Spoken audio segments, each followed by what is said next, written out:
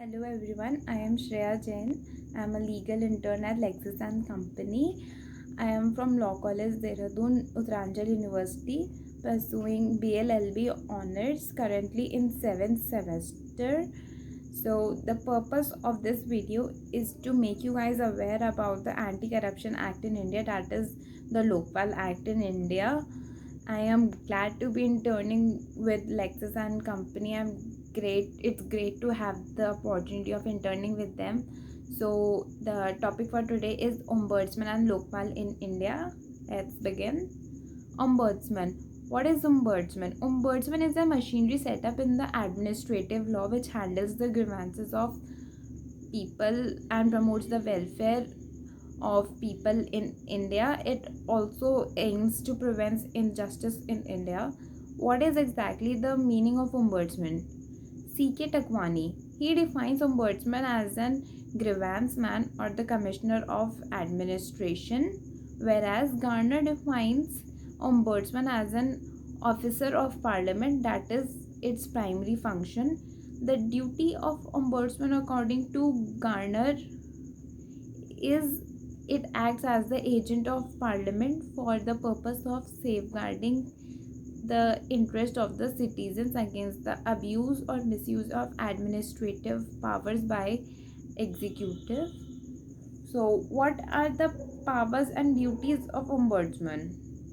Ombudsman is a supervisor of the administrative authority. The duty of ombudsman is to inquire and investigate into the complaints by the government against the administrative authority. It has wide powers to carry out such actions, and its power is not restricted to those powers as given to the powers of the civil court. It can also take suo motu action against the complaints which are given to him.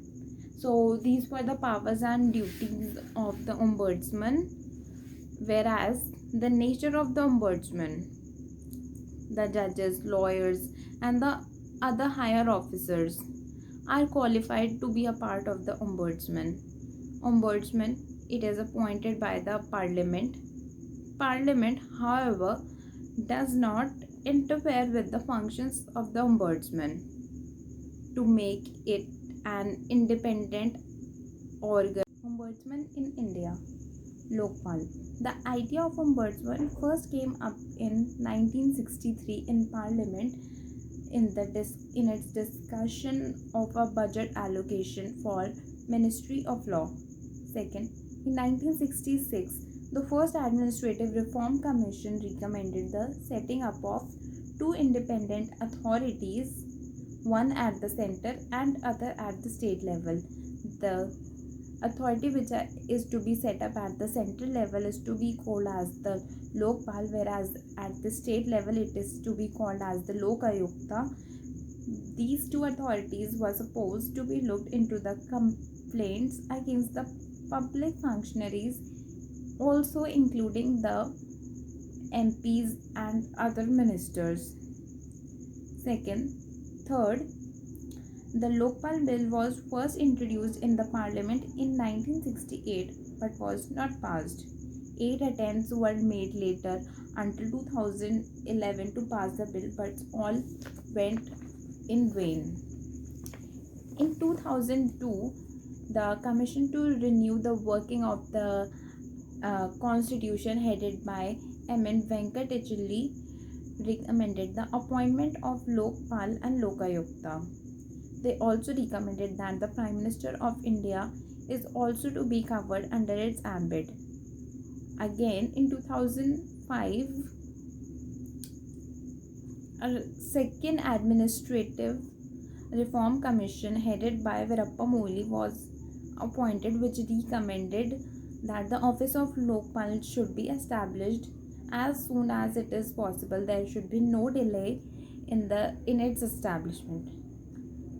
At last, in 2011, the government formed a group of ministers chaired by ex-president Dr. Pranab Mukherjee, which suggested different measures to tackle corruption in India and commissioned the proposal of a Lokpal bill. Finally, in 2013, Lokpal and Lokayukta bills were passed in both the houses of the parliament, and in 2016 the Lok Sabha agreed to amend the Lokpal Act. The Lokpal bill was sent to the standing committee for review, which finally came into shape after a nationwide protest led by India against the corruption, the civil society movement of activist Anna Hazare. Salient features of the Lokpal Act. The Lokpal Act set up an anti-corruption ombudsman called the Lokpal. All the public authorities were to be under its ambit, including the Prime Minister of India at center and the state. At the center, it is called as the Lokpal, whereas at the state level, it is called as the Lokayuktas. That it is to be headed by the chairperson and a maximum of 8 members, whereas the armed forces members were not to be considered under its ambit. The attachment for confiscation of property was included in its under its contents.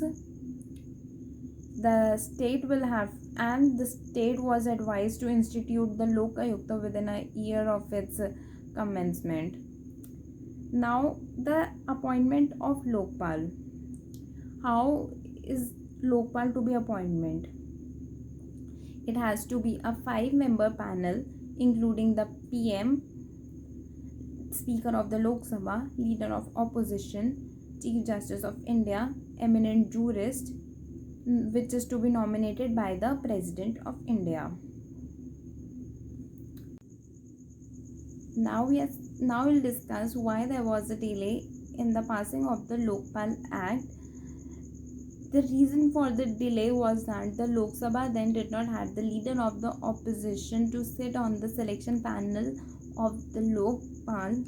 So there was an amendment in the existing act which said that if there was no leader of opposition present in the parliament, the leader of opposition was to be decided as the party which was the biggest opposition party. That party's leader was to be appointed as the leader of opposition and will sit on the panel for the Lokpal, and hence this amendment was approved by the standing committee and was tabled in the parliament. Thank you guys. Thank you for watching this video. I hope you get ample knowledge about the Ombudsman and Lokpal Acts in India. So if you guys have any question regarding this video, do comment in the chat box. I'll be glad to answer them. And please do like, share and subscribe this video. If you guys will share that feedback to this video, I'll be glad. So thank you guys. Thank you for watching.